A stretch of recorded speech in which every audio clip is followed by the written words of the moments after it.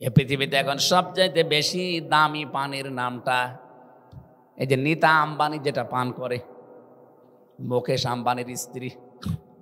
60-এর উপরে বয়স, এখনো চেহারা দেখবেন কি মনে হচ্ছে 30ও হয়নি। ওর এক বোতল পানি মাত্র 750 গ্রাম, বাংলাদেশের টাকায় 51 লাখ টাকা দাম। আমার মনে হয় শুধু পানি খেতে হলে আমরা অনেকে গরু ছাগল জমি জায়গায় এমনকি নিজেকেও বিক্রি করে দেওয়া লাগবে। বলেন তো, মাত্র 750 গ্রামের একটা পানির বোতলে 51 লাখ টাকা দাম। স্বর্ণের ছাই মিশানো আছে তার ভেতরে, ওটা শরীরের জন্য উপকারী। এটা তাও লিমিট করা আছে। উনি যত ধনী মানুষ হোক, এক একদিন তো আর 500 বোতল খেতে পারে না, নাই 5-6 বোতল খেতে পারে সারাদিনের ভেতরে। কথা বলেন না কেন? আপনি 51 লাখ করে হিসাব করেন, এক বোতল যদি 10 বোতল করে ও রাত দিন 24 ঘন্টায় খেতে পারে, কত টাকার পানি খায় সে।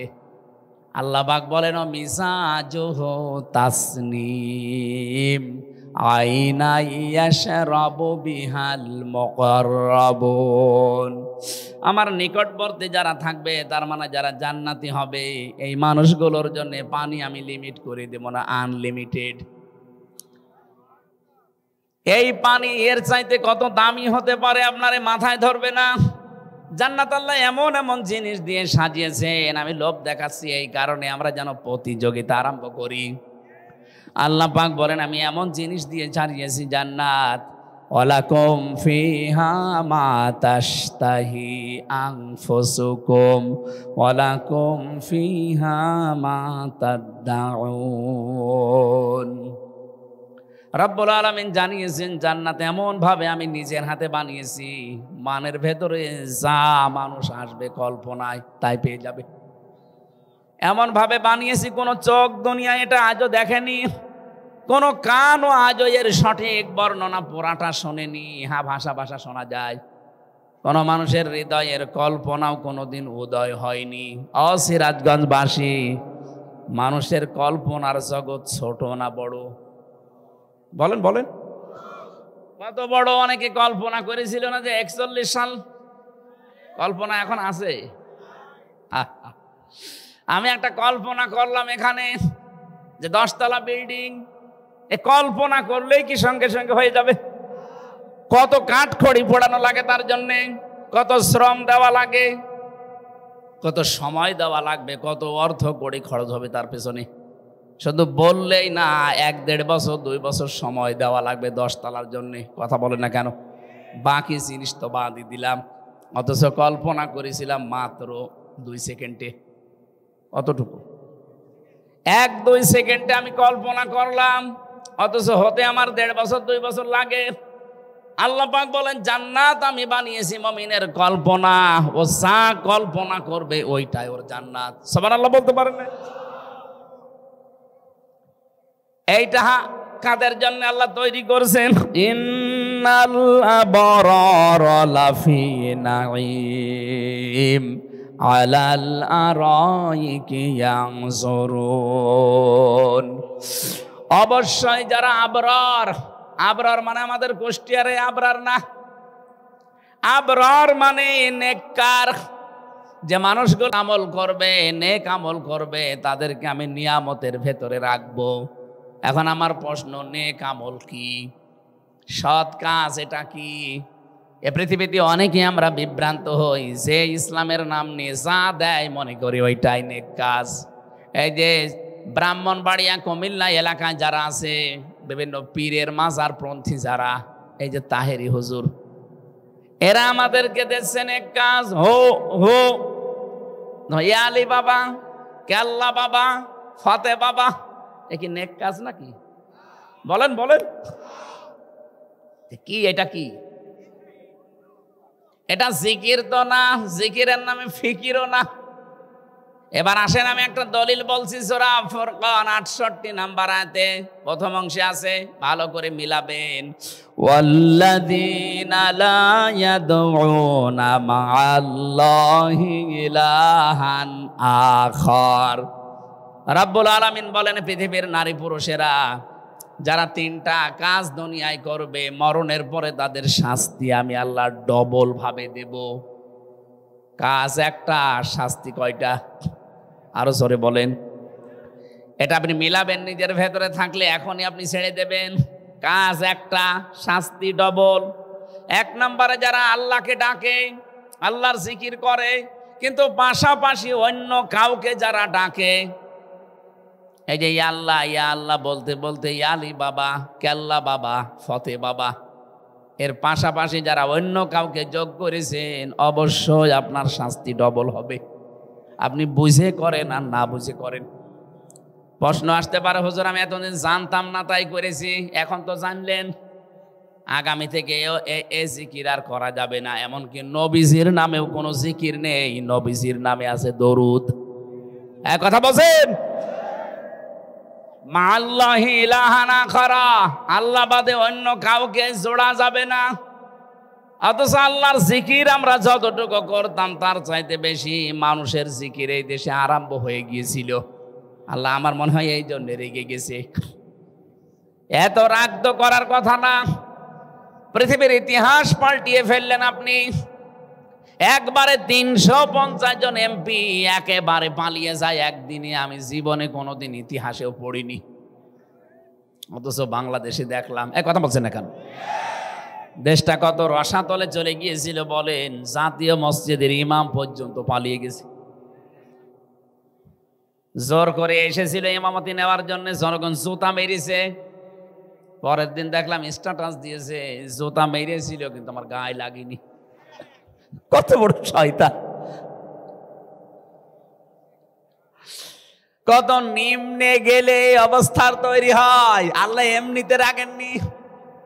একটা মরা মানুষকে জিন্দা করার জন্য কি করেননি আপনি বলেন তো? টয়লেটের নাম পর্যন্ত আপনি পাল্টিয়ে দিয়েছেন। বঙ্গবন্ধু টয়লেট কেন? এটা দেওয়া লাগবে কেন? শহীদ প্রেসিডেন্ট জিয়াউর রহমানের নামে একটা বিমানবন্দর ছিল, সেইটাও পাল্টিয়ে আপনি অন্য নামে দিলেন। এত হিংসা আপনার ভেতরে কোন কারণে? জিয়াউর রহমানের জীবনে কিচ্ছু যদি ওনার কবুল না হয়, একটা কাজ আমার সবচাইতে বেশি ভালো লেগেছে আরাফাতের ময়দানে। এই যে হাজী সাহেব সাক্ষী, নিম গাছ লাগিয়ে দিয়েছে হাজার হাজার। কি তাপ ওখানে জানেন, 40, 42, 45, 50 ডিগ্রি সেলসিয়াস চলে। সেখানে একটু হাওয়া, একটু যদি ছায়া পায় মনে হচ্ছে আরশের ছায়া পেয়েছি। আমি নিজেও তো ছিলাম ওখানে। শুধু বাংলাদেশের মানুষ না, তামাম দুনিয়ার মানুষের আরাফাতের ময়দানে যায়। হয়তো জিয়াউর রহমানের নাম জানে না, কিন্তু নিম গাছের ছায়া পায়। ওই দেশে এখন নিম ট্রি বলে, মানে জিয়া ট্রি বলে ডাকে, জিয়া গাছ বলে ওইটাকে। আমি ভাবি ওই সময় যখন ছিলাম 2 বার গিয়েছি, মনে মনে ভাবতাম, আল্লাহ ওনার জীবনের কিছু যদি তোমার ভালো না লাগে, এ হাজিদের এই খেদমতের ওসিলায় তারে তুমি মাফ করে দিও। তার নামে একটা বিমানবন্দর ছিল, সেইটাও আপনি পাল্টিয়ে এমন মানুষের নাম দিয়েছে, এমন আবেগওয়ালা জায়গা আমাদের, সেটা যেন আমরা পাল্টাতে না পারি। যাতে মাতাল হলো তাহলে ঠিক আছে। নাম পরিবর্তনের হিড়িক তৈরি করেছিলেন 15.5 বছরে। কি করেননি? কোন জায়গার নাম বাকি আছে আর? এই বড় হরে একটা ব্রিজ হবে, কালভার্ট হবে মাত্র 2 হাত, সেইটাও বঙ্গবন্ধু ব্রিজ। কেন? এখানে আর এলাকার মানুষ নেই কেউ? এই এলাকাকে শান্ত শিষ্ট রাখার জন্য, নিরাপত্তা দেওয়ার জন্য কত মানুষ কাজ করে জীবন দিয়ে। কেন তাদের নামটা দেওয়া যায় না? কোথায় ওনার বাড়ি? সেই গোপালগঞ্জে। ওনার নাম দেওয়া লাগবে কোন কারণে?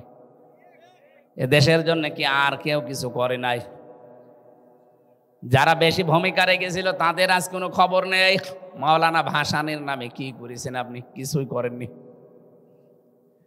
এই জন্য আল্লাহ বাদে অন্য কাউকে যারা সামনাসামনি দাঁড় করাতে চাচ্ছেন, আমি কিন্তু ইঙ্গিত দিলাম শুধু, আশা করছি মাথায় যদি গোবর না থাকে আপনি বুঝে ফেলেছেন। কথা বলছেন না, আন্দাজ চিল্লাবেন না। আল্লাহর পাশে অন্য কাউকে দাঁড় করানো যাবে না। আমরা দেখলাম আল্লাহর উপরে তুলে ফেলেছিল। পেছনে তো লেখা থাকবে লা ইলাহা ইল্লাল্লাহ অথচ আল্লাহু আকবার, এটা কোরআনের নির্দেশ। ওয়া কালিমাতুল্লাহি হিয়াল উলিয়া, তোমাদের কাছে সবচাইতে উপরে থাকবে কার নাম বলেন? এখন ডক্টর ইউনূসের পেছনে লেখা দেখেন না কি আছে? লা ইলাহা ইল্লাল্লাহু মুহাম্মাদুর রাসূলুল্লাহ। আমরা তো এইটা চাই। আপনি সেখানে সব বাদ দিয়ে শুধু নিজের নাম, বাবার নাম, কি করেছিলেন ওই সময় কোনো অবদান তো আমরা ইতিহাস পড়ে পাচ্ছি না। তাও আপনাদের বানানো ইতিহাস তারপরেও নেই। আপনারা ছিলেন জামায় আদরে ওখানে বসে বসে পাকিস্তানে, ভারতে, আর আপনার বাবা ছিল পাকিস্তানের জেলখানায়। কি করেছে? অবদান যাদের আছে তাদেরকে আজ উল্টা পাল্টা নাম দিয়ে দেশ থেকে কত কিছু করলেন। যারা সম্মুখ যুদ্ধে জীবন পর্যন্ত দিয়ে গেল তাদের আজ খোঁজ নেই। আমি নিচে নামলাম না, শুধু ইঙ্গিত দিলাম এখন থেকে যেন ভুল কেউ না করেন। আল্লাহর সাথে অন্য কাউকে ডাকবেন না, তাকে দাঁড় করানোর চেষ্টা করবেন না। যদি করেন আপনার শাস্তি ডবল হবে। কথা বুঝতেছেন? এই জন্য নেক কাজ কি আমরা অনেকেই জানি না। যে যা দেয় মনে করি এইটাই ইসলাম, এইটা জিকির, এইটাই নেক কাজ। না, নেক কাজ হওয়ার জন্য শর্ত দুইটা। কয়টা বলেন? এক নম্বরে আল্লাহর বিধান থাকা লাগবে ওই বিষয়ের ভিতরে। দুই নম্বরে তরিকা থাকা লাগবে, পদ্ধতি থাকা লাগবে রাসূলুল্লাহর। এখন থেকে জীবনে যে কাজ করেন দেখবেন আল্লাহর বিধান এখানে আছে কিনা। দুই নম্বরে কাজ আমার রাসূলের জীবনে ছিল কিনা। আপনি আমি কোনো কাজ ভালো মনে হচ্ছে আমার মনে, আমি করলাম না, এটা ভালো কাজ না। নেক কাজ হওয়ার জন্য শর্ত এই দুইটা। আর আল্লাহ আমাদের কাছে বেশি বেশি কাজ চান না। আল্লাহ বেশি বলেন যে আমি ভালো কাজ দেখতে চাই, কাজটা যেন ভালো হয়। আল্লাযী খালাকাল মাউতা ওয়াল হায়াতা লিয়াবলুয়াকুম আইয়ুকুম আহসানু আমালা। আমি তোমাদের মওত আর হায়াত বানালাম, দুনিয়ায় পাঠিয়ে দিলাম। আমি দেখতে চাই কিছুদিনের জন্য তোমরা ভালো কাজ করে আমার কাছে কি আসতে পারো। আল্লাহ কি বেশি কাজ চায় না ভালো কাজ? বলেন। আপনি কত প্রজেক্ট হাতে নিয়েছিলেন, এত তো দরকার না, কাজটা ভালো করে করেন। কুষ্টিয়ার মেডিকেল কলেজ বিশাল কলেজ বানিয়েছে, উদ্বোধনের আগেই ভেঙে পড়ে গেছে। কেন? এত বড় দরকার কি? আপনি ছোট করে বানান, কিন্তু কাজটা এমন ভাবে বানাবেন যেন অন্তত টার্গেট ছিল 100 বছর যেন টিকে থাকে। রাস্তার জন্য আপনি বাজেট করেছেন এখান থেকে ঢাকা পর্যন্ত 150 কিলো, কেন? এত দরকার কি আপনি 50 কিলো করেন, কিন্তু ওটা যেন টিকে থাকে। 4-5 বার করে উনি নিয়ে আসবে খালি বাজেট। এখান থেকে খালি মারিং কাটিং করবে আল্লাহর নাম নিয়ে। না, আমাদের হচ্ছে না ভাই। ভালো কাজই আমরা বুঝি না। আন্দাজে যে যা দেয় ভালো কাজ হবে না। ভালো কাজ করার জন্য অবশ্যই আল্লাহর বিধান থাকা লাগবে এবং ওর ভেতরে আল্লাহর রসুলের তরিকা থাকা লাগবে। নবীজি খুব বেশি কাজ করেছেন 63 বছরে, না মাত্র 63 বছর, কিন্তু এমন চিরন্তন হয়ে আছেন কিয়ামত পর্যন্ত তার এই কাজের পরিস্থিতি বলেই শেষ করা যাচ্ছে না। মাত্র 63 বছর, আর ইনার বয়স এখন 85 বছর। আজকে দেখলাম গাড়ির ভেতরে একটা বই লিখেছে যে ঈমান আনার পূর্ব শর্ত কি। আমি বইটা আজকে যাওয়ার সময় পড়বো, ওর ওপরে আজকে একটা আলোচনা করব রাতের বেলা। গুরুত্বপূর্ণ একটা বিষয় মনে হলো আমার কাছে, আমি প্রথম আয়াতটা দেখেছি। তা আমার আজকের বিষয় ছিল, আমরা যদি প্রতিযোগিতা করে আল্লাহর বানানো জান্নাতে এখন দৌড়িয়ে যেতে চাই, আমাদেরকে নেককার হওয়া লাগবে, সৎ আমলকারী। এই প্রতিযোগিতায় অবতীর্ণ হওয়া লাগবে। যে যেখানে পারেন এই অল্প জীবনে প্রতিযোগিতার মাধ্যমে এগিয়ে যেতে হবে। কেউ আপনাকে এই দুনিয়া এগিয়ে দেবে না। এই দুনিয়ার জীবনটা আল্লাহ আমাদের জানিয়েছেন এটা ধোঁকা। আপনার স্ত্রী এটা ধোঁকা, আপনার ছেলে মেয়ে ধোঁকা। যদি প্রমাণ করতে চান আজকে রাত্রে বাড়ি যান, স্ত্রীকে বলবেন, আশপাশের লোককে যে বলবা যে আমার স্বামী মারা গেছে, ওনাকে আপনার এই খাটে থাকেন, খাটের নিচে কবর দেব, আপনি রাজি আছেন? আপনার বউ বলবে ওরে ওই গোরস্থানে নিয়ে যান। এক কথা বলছেন না কেন? আল্লাহরে বান্দা 85 বছর দুনিয়ার জীবন কাটিয়ে গেল, এখন যদি মারা যায় 100 বছর পরে যদি এই বড় ঘরে আসে, 100 বছর পরে এখানে আমরা কেউ থাকবো? সবাই যাব মাটির নিচে, নতুন মানুষ এখানে এসে জমা হবে। 100 বছর পরে যদি উনি এখানে আসে, যে বিশাল স্কুল বানিয়েছে দেখলাম, ওনার বাবার বাড়িতেও গিয়েছিলেন। বন্ধ করে রাখেন অথবা সাইলেন্ট করে দিন।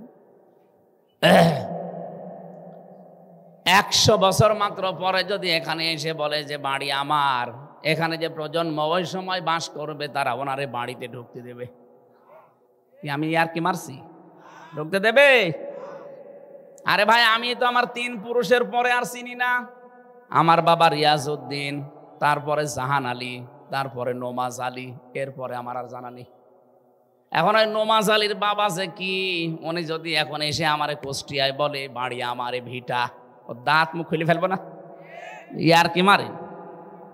কিসের নোমাজ আলী আপনার ছেলে? কিসের নাতি ছেলে আপনার জাহান আলী? আমি তো নোমাজ আলীর পরে আর কাউকে চিনিই না। অথচ সে খুব বেশি হলেও 70-80 বছর আগে মারা গেছে। তারে আমি আর চিনতে পারছি না। সে যদি থাকতে চায় আমার বাড়িতে, তাও সম্ভব না। তারে বলা লাগবে যে মসজিদে যে বারান্দায় থাকেন, সকালবেলা ফুটে পড়েন। এই হচ্ছে দুনিয়া। আল্লাহ এইটাই আমাদের বোঝাতে চেয়েছেন, দুনিয়ার জীবন কিন্তু ধোঁকা। এজন্য কারো জন্য অবৈধ কোনো পথে পা বাড়ানো মানে পাগলামি করা। কথা বলছেন? আল্লাহ বলেন যে মানুষগুলো নেক কাজ করবে, মানুষগুলো কিয়ামতের দিনে ভাবে বসবে, তাদের সামনে বিশাল দর্শক গ্যালারি থাকবে, লক্ষ লক্ষ মানুষেরা হিসাব নিকাশে থাকবে। আর নেককার যারা প্রতিযোগিতা করেছিল আখিরাত তৈরি করার জন্য, এরা এরকম চেয়ারে বসে থাকবে। আলাল আরাইকি ইয়ানজুরুন তারিফু ফি ওজুহিহিম নাযরাতান নাঈম ইসকাউনা মির রাহিকিম মাখতুম। বলেন আল্লাহু আকবার। রব্বুল আলামিন বলেন, এদের মুখের ভেতরে, চেহারার ভেতরে একটা গ্লাস দেবে। এই মানুষগুলোর সামনে খাবার থাকবে মাছের কলিজা দিয়ে। আল্লাহ এই প্রতিযোগিতায় অবতীর্ণ হওয়ার তৌফিক দলমত নির্বিশেষে আল্লাহর বান্দা হিসাবে আমাদের সবাইকে যেন দান করেন। বলেন আমিন। ইসকাউনা মির রাহিকিম মাখতুম, তাদেরকে আমি মদ খাওয়াবো। এখানে রাহিক শব্দের শাব্দিক অর্থ হচ্ছে জান্নাতের আলাদা একটা বানানো মদ। দুনিয়ার এই মদ খেলে মানুষ মাতাল হয়ে যায়, সেন্সলেস হয়ে যায়। আর আল্লাহ পাক যে মদ শরাব বানিয়েছে, ওটা যতবার মানুষ খাবে চেহারা এক একবার এক এক পরিবর্তন আসবে। বলেন আলহামদুলিল্লাহ। আল্লাহ পাক বলেন, ফাকতি দাবিরুল কওমিল্লাযীনা যালামু আলহামদুলিল্লাহি রাব্বিল আলামিন। জালেমদের শিকড় আমি আল্লাহ নিজে কেটে দিয়েছি। প্রশংসা যদি করতেই হয় আমি আল্লাহর করবা। এখান থেকে যেটা আমরা নিতে পারি শিক্ষা হিসাবে, এত বড় বড় কঠিন ভয়ঙ্কর শিকড় যদি আল্লাহ কেটে দিতে পারে, এত গভীরের শিকড়, আগামীতে যারা দেশে আসবে, চেয়ারে বসবে, তারাও যদি জালেম হয়ে যায়, তাদেরও বাড়ি ঘর আল্লাহ কিন্তু পরিত্যক্ত করে দেবে। আশা করেছি আপনি বুঝেছেন।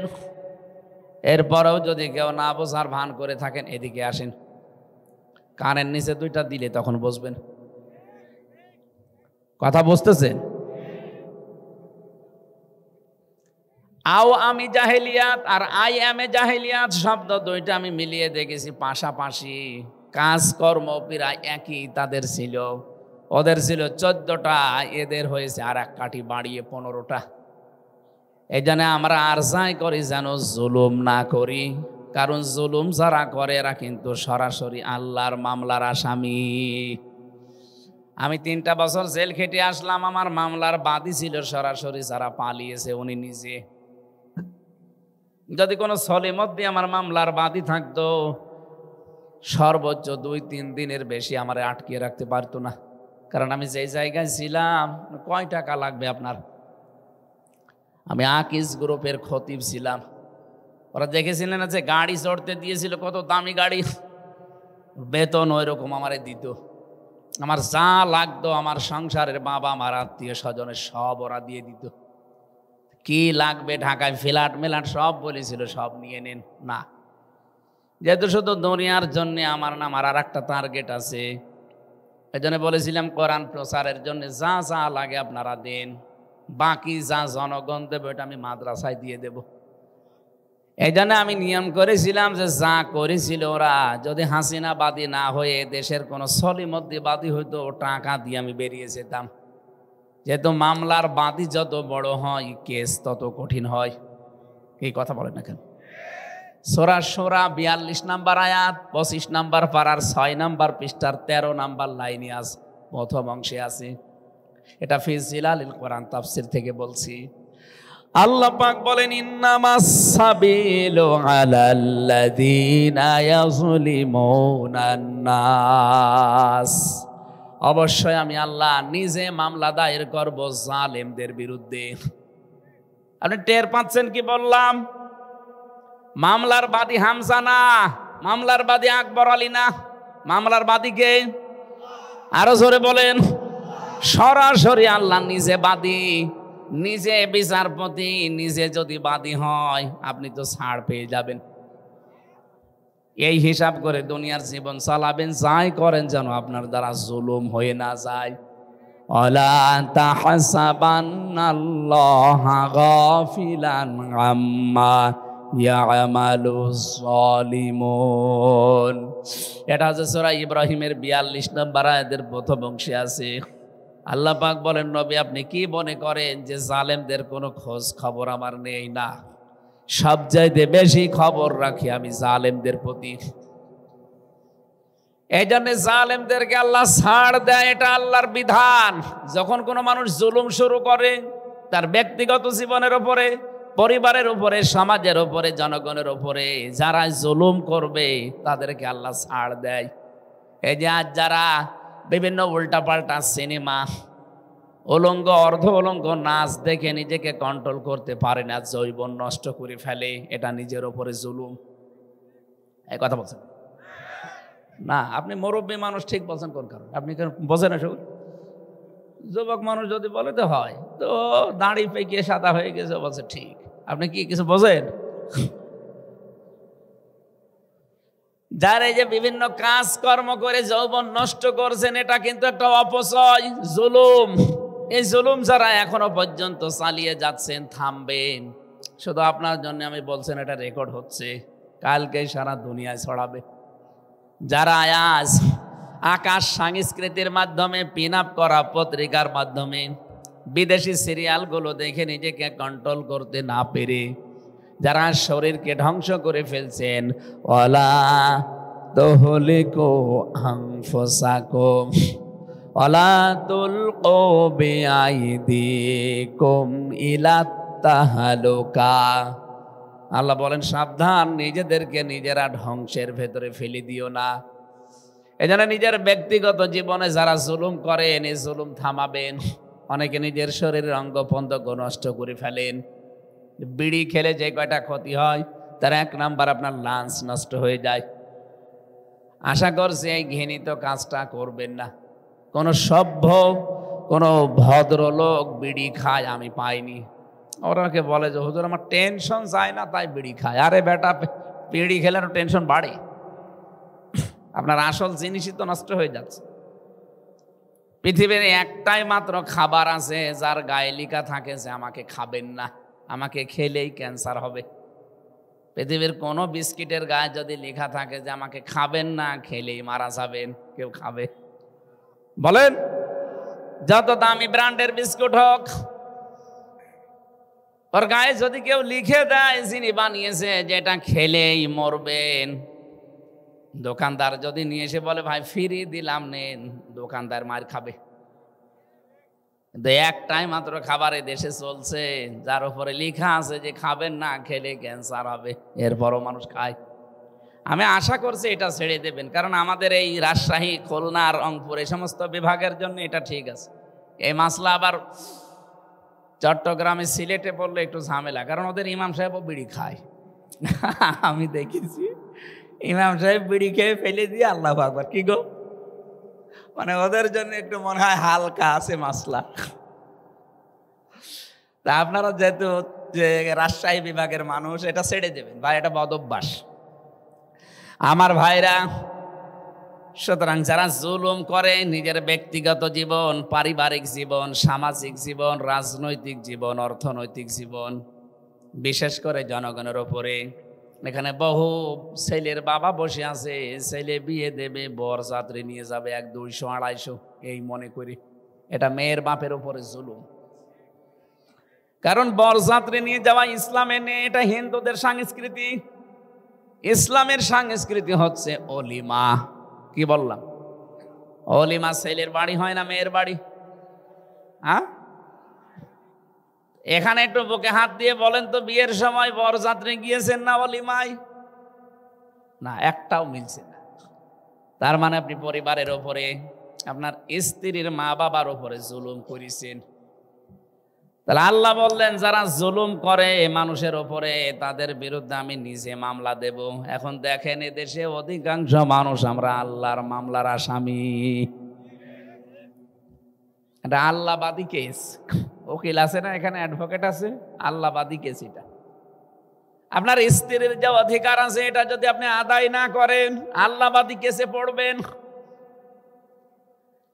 পারিবারিক জীবন থেকে একেবারে আন্তর্জাতিক জীবন পর্যন্ত প্রতিটি জায়গায় সতর্ক থাকা লাগবে। হ্যাঁ, আমি মাজলুম হয় অসুবিধা নেই, কিন্তু আমি যেন জালেম হয়ে না যাই।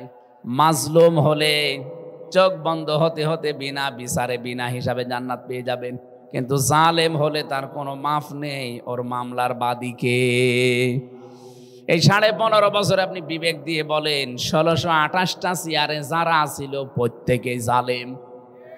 এক কথা বলছে না, হয় ডাইরেক্ট না ইনডাইরেক্ট।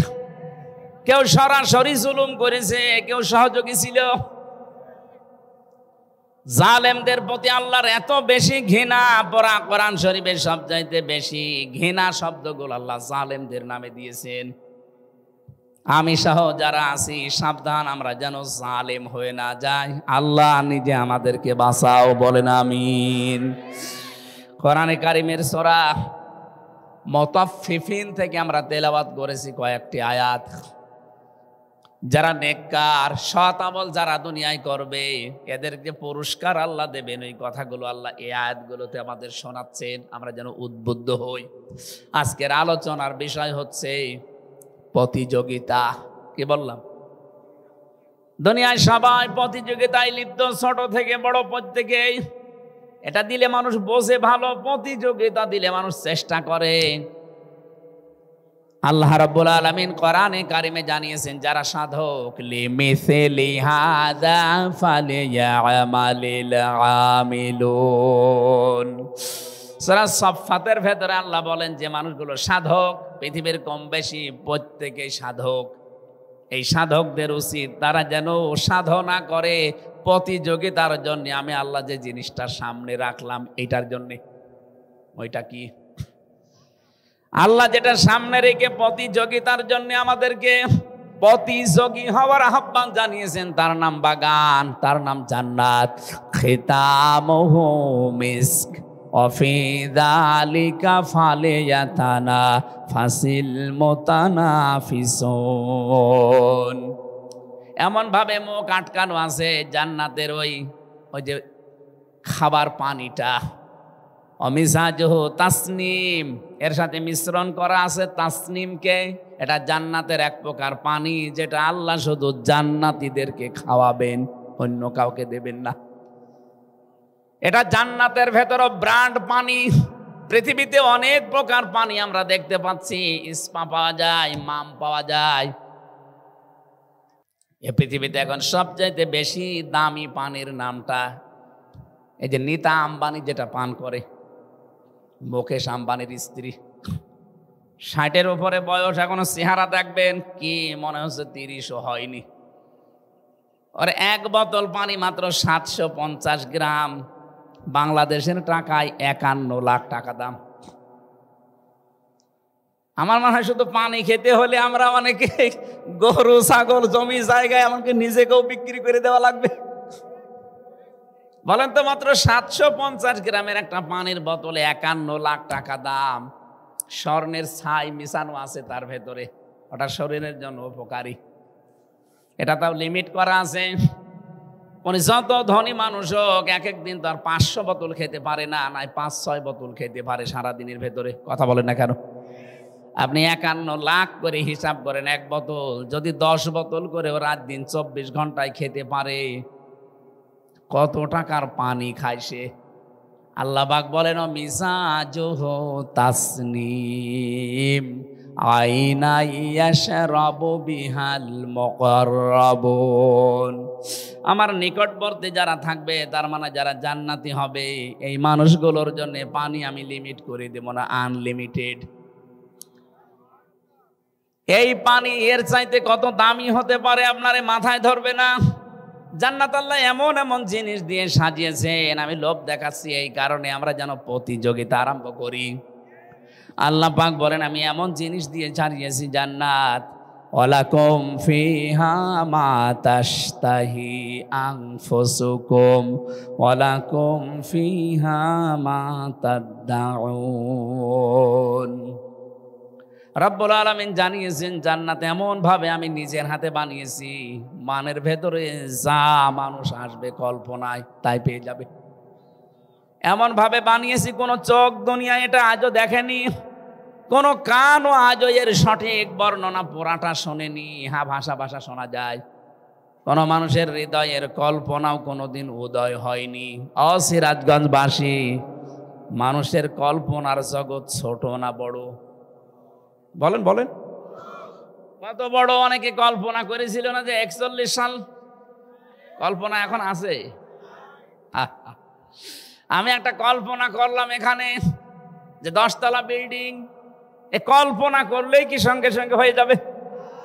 কত কাঠ খড়ি পোড়ানো লাগে তার জন্যে, কত শ্রম দেওয়া লাগে, কত সময় দেওয়া লাগবে, কত অর্থ কড়ি খরচ হবে তার পেছনে। শুধু বললেই না, 1-1.5 বছর 2 বছর সময় দেওয়া লাগবে 10 তলার জন্যে। কথা বলেন না কেন? বাকি জিনিস তো বাদই দিলাম, অথচ কল্পনা করেছিলাম মাত্র 2 সেকেন্ডে।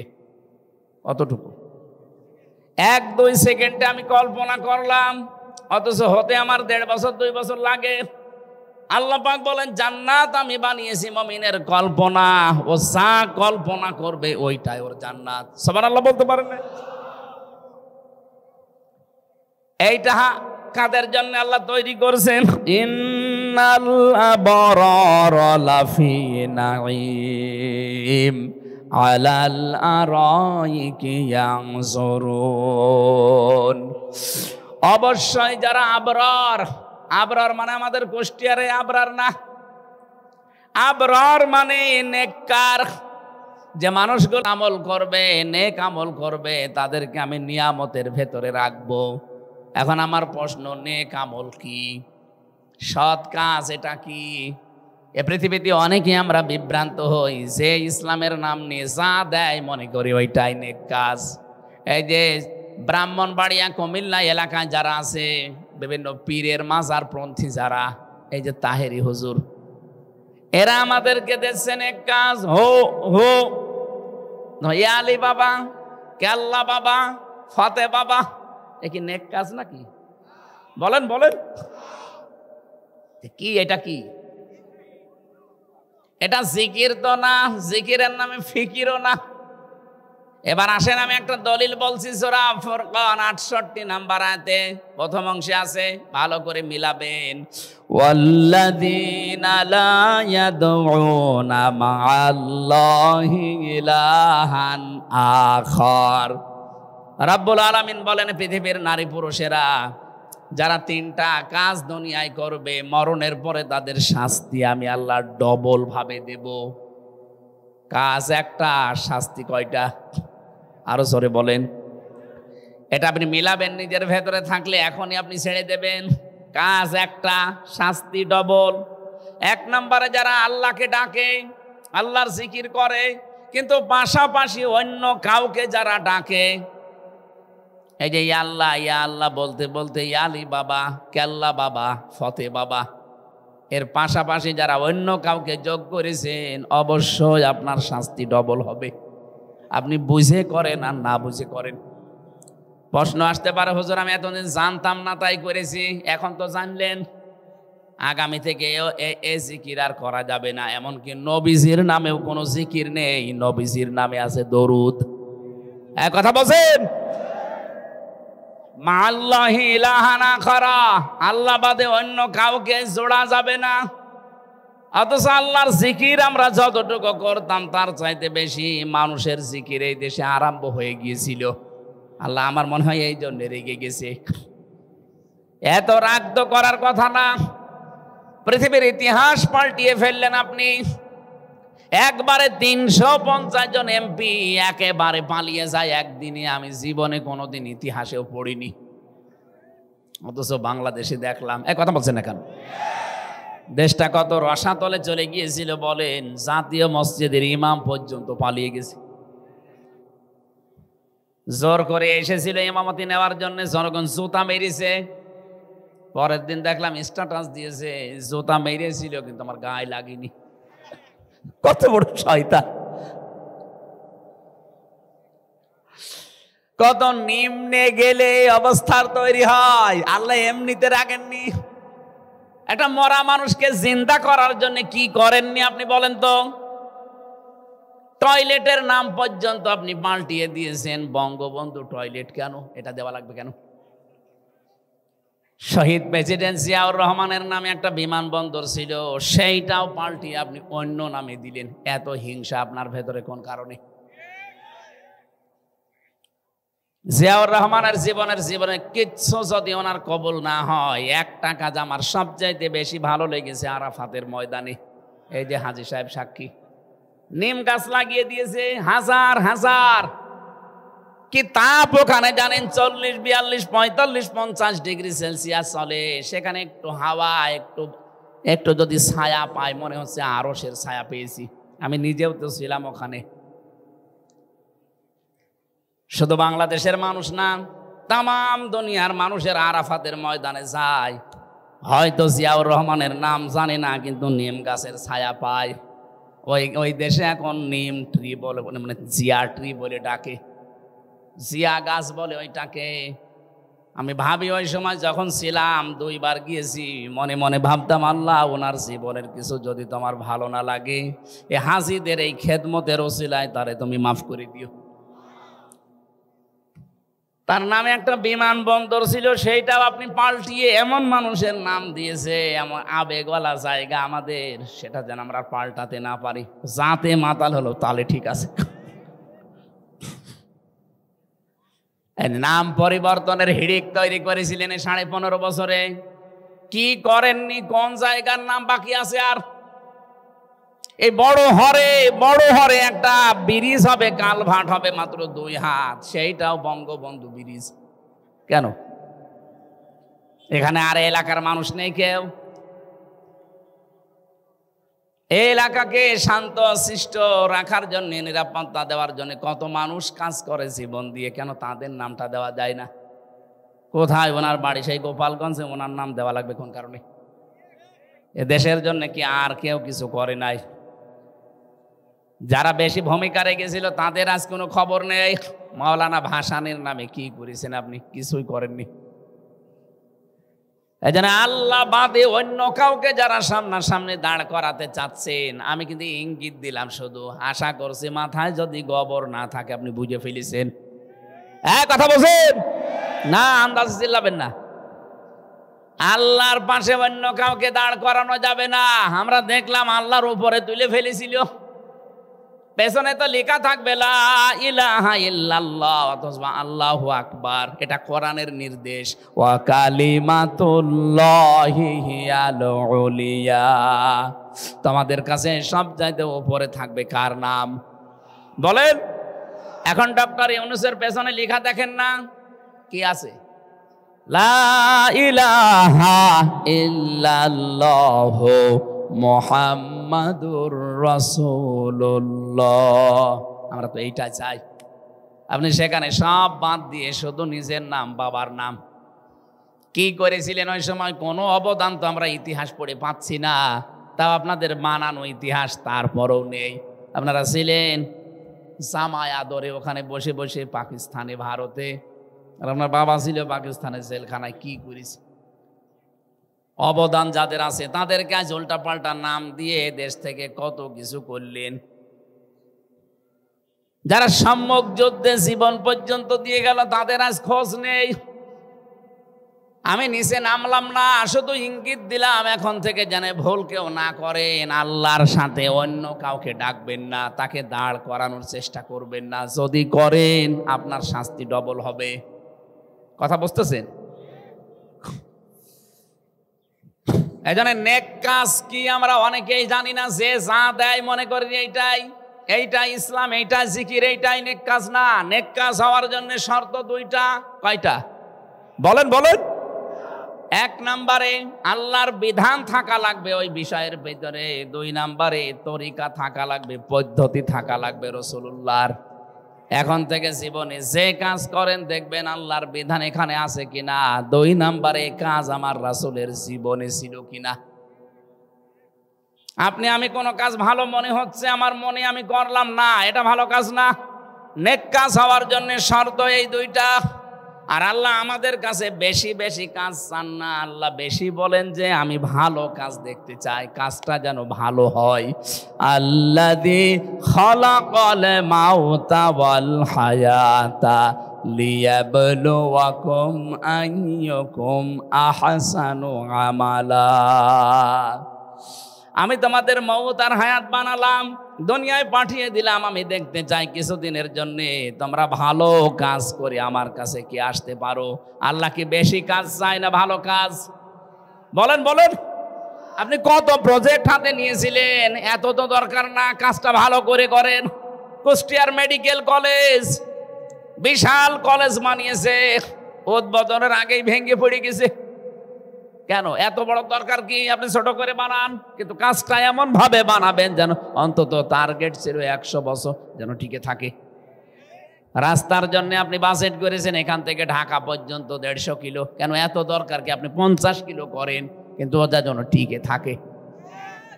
4-5 বার করে উনি নিয়ে আসবে খালি বাজেট। এখান থেকে খালি মারিং কাটিং করবে আল্লাহর নাম নিয়ে। না, আমাদের হচ্ছে না ভাই। ভালো কাজই আমরা বুঝি না। আন্দাজে যে যা দেয় ভালো কাজ হবে না। ভালো কাজ করার জন্য অবশ্যই আল্লাহর বিধান থাকা লাগবে এবং ওর ভেতরে আল্লাহর রসুলের তরিকা থাকা লাগবে। নবীজি খুব বেশি কাজ করেছেন 63 বছরে, না মাত্র 63 বছর, কিন্তু এমন চিরন্তন হয়ে আছেন কিয়ামত পর্যন্ত তার এই কাজের পরিস্থিতি বলেই শেষ করা যাচ্ছে না। মাত্র 63 বছর, আর ইনার বয়স এখন 85 বছর। আজকে দেখলাম গাড়ির ভেতরে একটা বই লিখেছে যে ঈমান আনার পূর্ব শর্ত কি। আমি বইটা আজকে যাওয়ার সময় পড়বো, ওর ওপরে আজকে একটা আলোচনা করবো রাতের বেলা। গুরুত্বপূর্ণ একটা বিষয় মনে হলো আমার কাছে, আমি প্রথম আয়াতটা দেখেছি। তা আমার আজকের বিষয় ছিল, আমরা যদি প্রতিযোগিতা করে আল্লাহর বানানো জান্নাতে এখন দৌড়িয়ে যেতে চাই, আমাদেরকে নেককার হওয়া লাগবে, সৎ আমলকারী। এই প্রতিযোগিতায় অবতীর্ণ হওয়া লাগবে। যে যেখানে পারেন এই অল্প জীবনে প্রতিযোগিতার মাধ্যমে এগিয়ে যেতে হবে। কেউ আপনাকে এই দুনিয়া এগিয়ে দেবে না। এই দুনিয়ার জীবনটা আল্লাহ আমাদের জানিয়েছেন এটা ধোঁকা। আপনার স্ত্রী এটা ধোঁকা, আপনার ছেলে মেয়ে ধোঁকা। যদি প্রমাণ করতে চান আজকে রাত্রে বাড়ি যান, স্ত্রীকে বলবেন, আশপাশের লোককে যে বলবা যে আমার স্বামী মারা গেছে, ওনাকে আপনার এই খাটে থাকেন, খাটের নিচে কবর দেব, আপনি রাজি আছেন? আপনার বউ বলবে ওরে ওই গোরস্থানে নিয়ে যান। এক কথা বলছেন না কেন? আল্লাহরে বান্দা 85 বছর দুনিয়ার জীবন কাটিয়ে গেল। এখন যদি মারা যায়, 100 বছর পরে যদি এই বড় ঘরে আসে, 100 বছর পরে এখানে আমরা কেউ থাকবো? সবাই যাব মাটির নিচে, নতুন মানুষ এখানে এসে জমা হবে। 100 বছর পরে যদি উনি এখানে আসে, যে বিশাল স্কুল বানিয়েছে দেখলাম, ওনার বাবার বাড়িতেও গিয়েছেন। বন্ধ করে রাখেন অথবা সাইলেন্ট করে দেন। 100 বছর মাত্র পরে যদি এখানে এসে বলে যে বাড়ি আমার, এখানে যে প্রজন্ম ওই সময় বাস করবে তারা ওনারে বাড়িতে ঢুকতে দেবে? আমি আর কি মারছি? ঢুকতে দেবে? আরে ভাই, আমি তো আমার 3 পুরুষের পরে আর চিনি না। আমার বাবা রিয়াজউদ্দিন, তারপরে জাহান আলী, তারপরে নোমাজ আলী, এরপরে আমার আর জানা নেই। এখন ওই নোমাজ আলীর বাবা যে কি, উনি যদি এখন এসে আমারে কুষ্টিয়ায় বলে বাড়ি আমারে ভিটা, ও দাঁত মুখ খুলে ফেলবো না? ইয়ার কি মারে? কিসের নোমাজ আলী আপনার ছেলে, কিসের নাতি ছেলে আপনার জাহান আলী? আমি তো নোমাজ আলীর পরে আর কাউকে চিনিই না। অথচ সে খুব বেশি হলেও 70-80 বছর আগে মারা গেছে। তারে আমি আর চিনতে পারছি না। সে যদি থাকতে চায় আমার বাড়িতে তাও সম্ভব না। তারে বলা লাগবে যে মসজিদে যে বারান্দায় থাকেন, সকালবেলা ফুটে পড়েন। এই হচ্ছে দুনিয়া। আল্লাহ এইটাই আমাদের বোঝাতে চেয়েছেন, দুনিয়ার জীবন কিন্তু ধোঁকা। এজন্য কারো জন্য অবৈধ কোনো পথে পা বাড়ানো মানে পাগলামি করা। কথা বলছেন? আল্লাহ বলেন যে মানুষগুলো নেক কাজ করবে, মানুষগুলো কিয়ামতের দিনে ভাবে বসবে, তাদের সামনে বিশাল দর্শক গ্যালারি থাকবে, লক্ষ লক্ষ মানুষেরা হিসাব নিকাশে থাকবে। আর নেককার যারা প্রতিযোগিতা করেছিল আখিরাত তৈরি করার জন্য, এরা এরকম চেয়ারে বসে থাকবে। আলাল আরাইকি ইয়ানজুরুন তারিফু ফি ওজুহিহিম নাযরাতান নাঈম ইসকাউনা মির রাহিকিম মাখতুম। বলেন আল্লাহু আকবার। রাব্বুল আলামিন বলেন এদের মুখের ভেতরে, চেহারার ভেতরে একটা গ্লাস দেবে। এই মানুষগুলোর সামনে খাবার থাকবে মাছের কলিজা দিয়ে। আল্লাহ এই প্রতিযোগিতায় অবতীর্ণ হওয়ার তৌফিক দলমত নির্বিশেষে আল্লাহর বান্দা হিসাবে আমাদের সবাইকে যেন দান করেন। বলেন আমিন। ইসকাউনা মির রাহিকিম মাখতুম, তাদেরকে আমি মদ খাওয়াবো। এখানে রাহিক শব্দের শাব্দিক অর্থ হচ্ছে জান্নাতের আলাদা একটা বানানো মদ। দুনিয়ার এই মদ খেলে মানুষ মাতাল হয়ে যায়, সেন্সলেস হয়ে যায়। আর আল্লাহ পাক যে মদ শরাব বানিয়েছে, ওটা যতবার মানুষ খাবে চেহারা এক একবার এক এক পরিবর্তন আসবে। বলেন আলহামদুলিল্লাহ। নারী পুরুষ যারা এসেছিলেন, যেহেতু এখন আসরের আজান, সামনে নামাজ, এই জন্য আমি আর সামনে ফরজ নামাজ বাদ দিয়ে এগিয়ে গেলাম না। যতটুকুই বলেছি, আল্লাহ আমাকে সহ প্রত্যেককে এই প্রতিযোগিতায় অবতীর্ণ হয়ে ফার্স্ট হবার তৌফিক দেন। আমিন, আল্লাহুম্মা আমিন। লা ইলাহা ইল্লা আনতা সুবহানাকা ইন্নী কুনতু মিনাজ জালিমিন। ও মাবুদ, তোমার বানানো যে বাগান জান্নাত, এখানে পৌঁছানোর জন্য প্রতিযোগিতার কথা জানিয়েছো। যারা এসেছি আমাদেরকে তুমি প্রতিযোগিতা করে ওখানে পৌঁছানোর তৌফিক দাও। কোরআনে কারিমের এই আয়াতটা শুনলেই আমাদের ভেতরে একটা আশা জাগে। খিতামুহু মিস্ক ওফি যালিকা ফালিয়াতানাফাসিল মুতানাফিসুন। দুনিয়ার এই ছোট্ট জীবনে আমরা অনেকেই প্রতিযোগিতা আরম্ভ করেছি পৃথিবী কামাইয়ের জন্য, বিভিন্ন জিনিসের দিকে। আর তুমি জানিয়েছো তোমার জান্নাত পাওয়ার জন্য প্রতিযোগিতা করতে।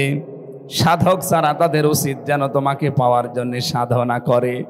লিমিসলি হাদা ফালিয়ামালিল আমিলুন। আল্লাহ মেহেরবানি করে আয়াতগুলো আমাদের জীবনে তুমি সেট করে দাও। মাহফিলের সম্মানিত সভাপতি, আলেম মানুষ আল্লাহ কবুল করো। প্রধান অতিথি আমাদের মাননীয় সংসদ সদস্য সাবেক, আল্লাহ তাআলা তার জীবনের ভালো কাজগুলো কবুল করো, অন্যায়গুলো মাফ করে দাও। বিশেষ অতিথি যারা এসেছে, আল্লাহ এদের জীবনের অন্যায়গুলো তুমি আজকে মাফ করে দাও। প্রতিযোগিতায় আমরাও যেন অবতীর্ণ হতে পারি সেরকম ঈমান তৈরি করে দাও। মা বোন যারা এসেছে এদেরকে খাদিজার মতো, আয়েশার মতো বানিয়ে দাও। এ মাহফিলটা বাস্তবায়নের জন্য তোমার এই বান্দাগুলো যারা শ্রম দিয়েছে, আল্লাহ এদের মা বাবা যাদের নেই মাফ করে দাও, যাদের আছে খেদমত করে খুশি রাখার সুযোগ দাও। আমাদের জীবনের অভাব দূর করে দাও, আমাদের জীবনের স্বভাবগুলো তুমি ভালো করে দাও। এই দেশটাকে তুমি শান্ত শিষ্ট আবার বানিয়ে দাও, যেন শান্তি স্বস্তি নিরাপত্তা নিয়ে আমরা চলতে পারি, ব্যবস্থা করে দাও। তোমার হাতে সব কিছু আমরা সুপর্দ করলাম। আল্লাহুম্মা ইন্না নাজআলুকা